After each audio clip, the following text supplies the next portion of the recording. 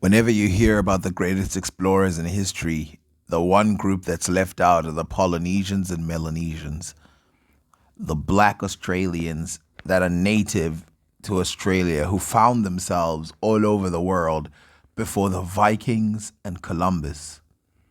One of the biggest events that have been documented and said by most people is the landing of Christopher Columbus in America. They said this joined for the first time the old world and the new world. Some people say actually it was the Vikings who did this. They joined the old world and the new world. But because it wasn't permanent, this does not count, at least not to them. But before the Vikings, the Polynesians ventured far and wide, both east and west, landing on the shores of islands found all over the Americas. Now, why this is not considered the biggest event that happened in the old world in terms of navigation, I have no idea. I have an idea, but let's just say I don't have an idea. And something weird was happening in that place because there's writing found in that area that no one knows who it belongs to. There's this writing termed Rongo Rongo is a glyph inscription where proto writing, and it does the same thing as a lot of scripts that I've shown you from Africa do, where we haven't deciphered this one, so we don't know its full extent, but we assume that it shows a third we don't assume, we know that it shows a third or a fourth or maybe a fifth independent writing system. And this again flies into the face of history, because in history we want to believe you start with this, you move on with this, then you move on with this. But we found writing on Easter Island and closer islands, and they have a form of writing that is completely independent from Chinese writing, Egyptian writing, Mesopotamian writing, European writing, and even the Americas has independent writing. So this is the difficulty of tracking it, because it just keeps flying into the face of things and no one wants to talk about it because it complicates history. Easter Island that has statues, again, who do they belong to? Who made them? Was there a greater society in that region? And then, of course, the Melanesians, who are different than the Polynesians, ventured all the way to Africa and landed in Madagascar, and also landed on an island, other islands near Africa. So what happened? What made these people? What about their boats? What about their canoes made them travel so far? Which, by the way, we've never found a single boat from Madagascar all the way to Australia. So how they got there is a mystery. How big were the boats? The Polynesians have one of the biggest territories in terms of island occupation by one group, going as far as Taiwan, Micronesia, Melanesia, the Philippines, Indonesia. They might have even reached Japan. There's the Admiralty Islands, Samoa, Tonga, Fiji, and like I said, they could have landed on the shores of America, the greater continent, and they could have joined the Melanesians.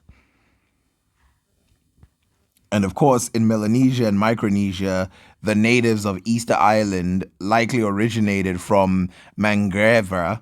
They discovered the island by using the flight path of Sooty Tern. When the first Europeans got to the island, they landed on Easter Island. They found out that evidence of navigation. They found no evidence of navigation, but they found big buildings, and so they assumed that it must have been old. It seems like the archaeological record supports the oral history of the first peopling of the region, including both the timing of geographical origins of Polynesian societies. So, while the Melanesians and Polynesians were traveling, Easter Island was being built. So, again, there's something weird happening there. But again, have you ever heard of some of these places? Some of these places are unfortunately some of the most ignored, and they might be remnants of a greater society. Some people even posture the idea that Egyptians came to the region and, you know, Im- put this power in them to do what they did. But I feel like this is trying to take away from the natives and give it to another society. So by 1000 AD, they reached the Americas. That's the end of the story, right? No, that's not the end of the story. Other parts of the story is the fact that they affected the Americas. How far and how much they affected them is unknown, but we do know that they had their own culture that must have done some good for the previous cultures that they might have met, and places where there were no people as well. But in Madagascar, something strange happened. When they arrived in Madagascar, they were the only people at the time living in that island. But another group of people were on the move, the Bantu people. For the first time in history, we see the old world meet another old world civilization that have never come together since the leaving of Ethiopia. And so this one that was not close enough to have rejoined, like the Middle Eastern population, the European population, to not have a easy route back to Africa. This change in history changes everything. And of course, if you look at Madagascar, you can tell a couple things. One, the people there aren't completely Melanesian, but they're not completely Bantu either. They're actually a symbiosis of both. More than that, their culture affected each other, but only a couple hundred years later were they then joined by Arabs who came in, and only a couple years after that, Europeans. This island is a microcosm of the multiple migrations that happened at one time. European migration through the Vikings, Arabian migration through Arabia, the Bantu migration through the Bantu, the Polynesians, the Melanesians. Hell, even the Asians were on the move at this point through Zheng He and all his people.